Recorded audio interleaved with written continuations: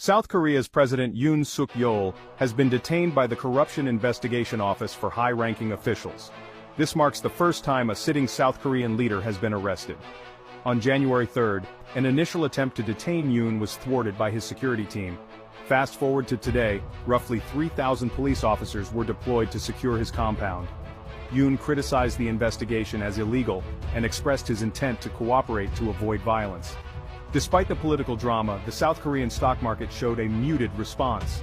The Kospi index slightly increased, while the Kosdaq index saw a minor decline.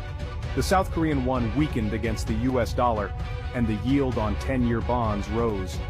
An arrest warrant was issued after Yoon missed a questioning session, granted on December 31st and extended after January 6th. Stay tuned for more updates on this unfolding story. Finally, arrested. So on the morning of the 15th in Korea, around 1,000 police officers gathered to execute the arrest warrant of President Yoon for the second time.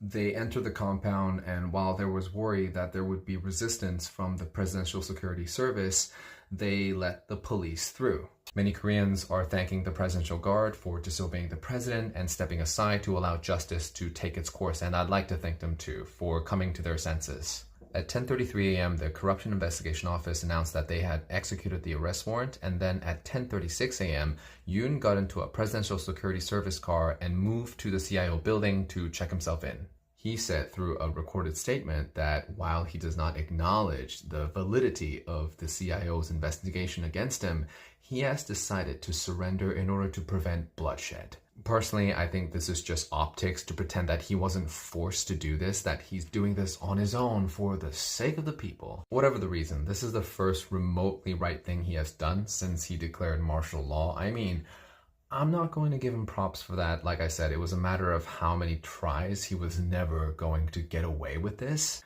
But history has been made, the first president to be arrested while in office.